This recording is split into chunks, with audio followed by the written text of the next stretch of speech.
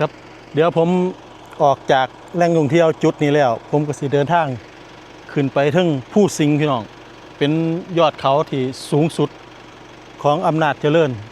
ป้าพี่น้องไปน้ำกันว่าจะเป็นยังไงเดินทางไปอีก12กิโลจากตรงนี้ไปรอติดตามพี่น้องเดี๋ยวไปเบิ่งอีกจุดหนึ่งว่าจะสวยงามขนาดไหนไปรอติดตามตอนต่อไปเดินทางขึ้นภูสิงห์พี่น้องเป็นครั้งแรก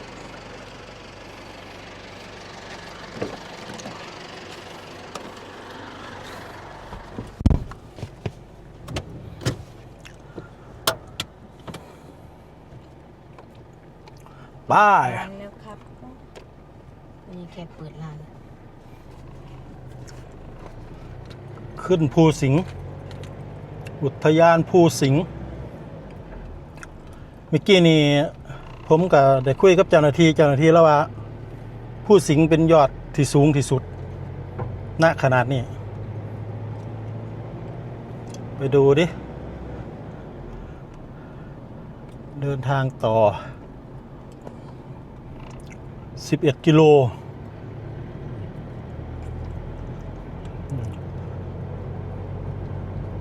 ตรงเมื่อกี้นี่จะเป็นแหล่งท่องเที่ยวหลุมมักโกพี่น้องหลุมมักโกแต่เส้นนี้ผมจะพา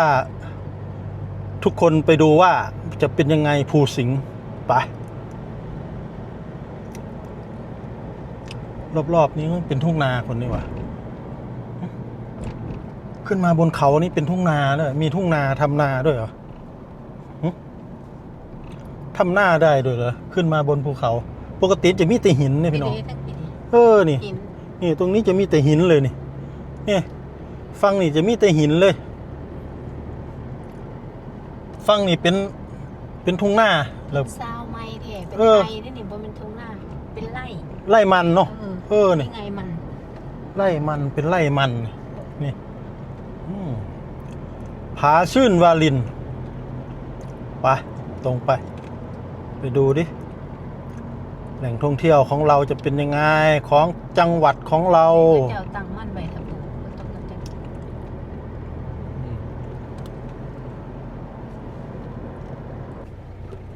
มมาฮอดแล้วครับนี่เป็นอุทยานภูสิงห์พี่น้องนี่ที่เจ้าหน้าที่ว่าเป็นจุดสูงสุดนี่เดี๋ยวมาฮอดละโอ้จะมีโขดหินพี่น้องมีแต่หินแห้งๆยังสิเลยนี่เป็นล้านหินเป็นล้านหินรถต้องใส่เกียร์ต่ำพี่น้องขึ้นเกียร์2กำลังแล่นขึ้นพี่น้องมาขึ้นไปเบิ่งจุดสูงสุดโอ้คือบ่มีรถสวนเฮาวะบ่มีรถสวนเฮาเลยจะมีก้อนหินเป็นโขดอยู่ง่อยโตโปเตเปอยู่ก้อนหินถ่ายมาไปขึ้นอันนี้ขึ้นภูสิงห์พี่น้องนี่เส้นทางขึ้นภูสิงห์รอติดตามการเดินทางของผมได้นี่โค้งเถอะวะโค้งหักศอกไ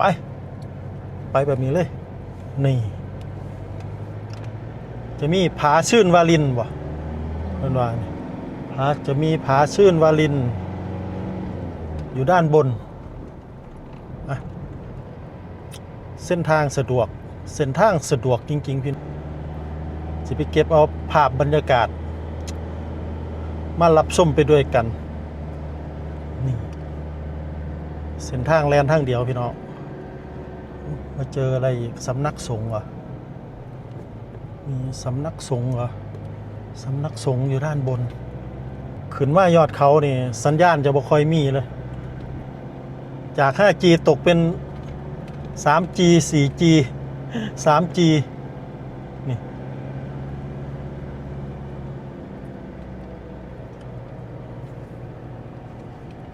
โอ้สูงสุดไม่มีรถมาสักคันเลยสูงจริงๆมาสวัสดีพี่น้องอีกเพียงหนึ่งพี่น้องมาฮอดแล้วจุดสูงสุดที่สุดของจังหวัดอำนาจเจริญพี่น้องเนี่ย ภูสิงห์จุดสูงสุดจังหวัดอำนาจเจริญไทยแลนด์พี่น้องนี่เป็นภูสิงห์พี่น้องไปเดี๋ยวผมจะพาพี่น้องย่างไปเบิงว่ามันสูงแค่ใดพี่น้องอู้มองลงไปด้านล่างนี่จะเห็นหมู่บ้านพี่น้องหมู่บ้านแบบสุดสายตาเลยตรงนี้ขึ้นมานี่เป็นจุดที่สูงสุดแล้วของจังหวัดอำนาจเจริญอันนี้ก็เป็นอีกครั้งแรกที่ผมได้มาพี่น้องนี่ครั้งแรกในชีวิต อันนี้เป็นบ้านเกิดผมเองพี่น้องบ้านเกิดของบ่าวอำนาจเองแต่ว่าบ่เคยมาจักเที่ยนี่อันนี้เป็นครั้งแรกนี่ผมสิมาเบิ่งบรรยากาศนี่จุดสูงภูสิงห์จุดสูงสุดอำนาจเจริญนี่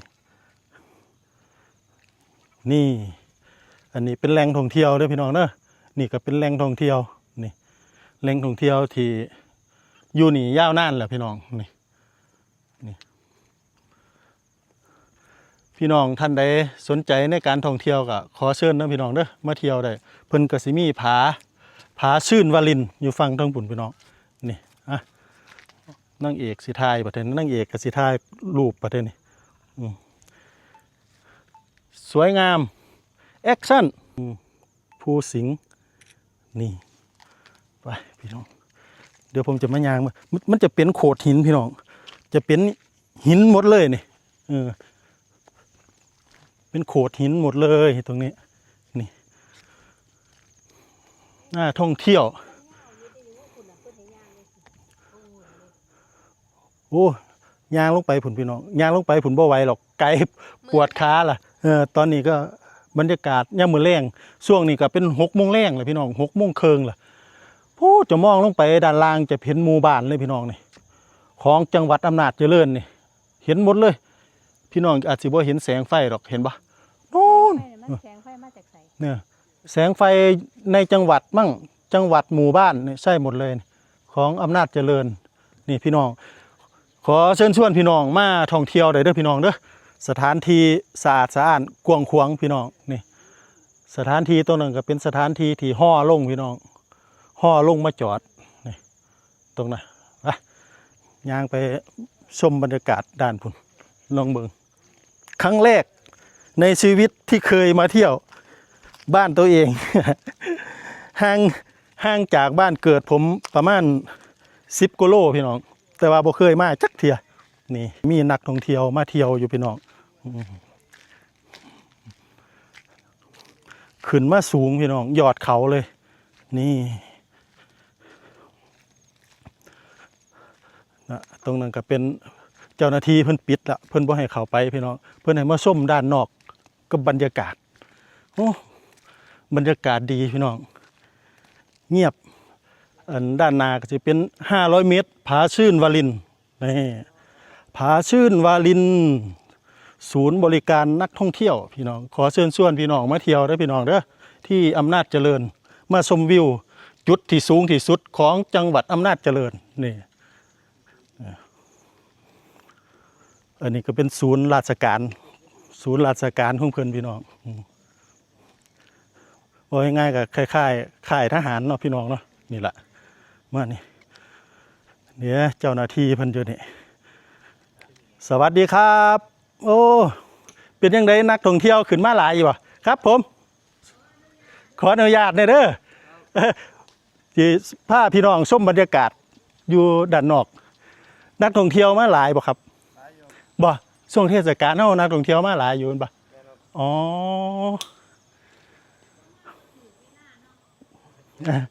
ช่วงนี้ก็เป็นช่วงอันนี้หลังสงกรานต์นักท่องเที่ยวก็เบาบางประจำการอยู่นี่เนาะอ๋อ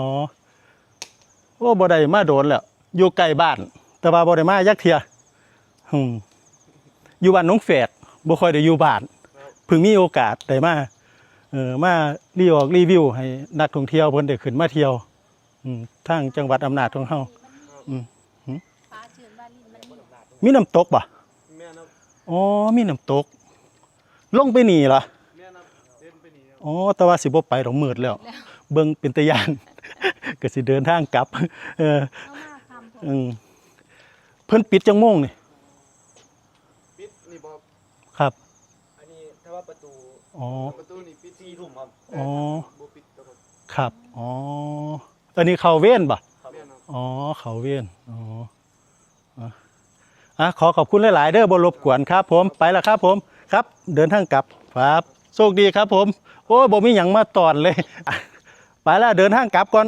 จังได้ก็ขอขอบคุณพี่น้องสุขุสุคนนะครับเด้อที่เข้ามาติดตามทั้งช่อง YouTube ของบาวอำนาจขอให้พี่น้องเฮาโชคดีสุขุสุคนอยู่ดีมีแห้งสุขุสุคนนะครับเด้อคิดสิ่งใดก็ขอให้สมปรารถนาดังใจคิดนี่ขอขอบคุณที่มาเยือนขอให้เดินทางโดยสวัสดิภาพสุดท้ายนี้ขอกล่าวคำว่าสวัสดีครับ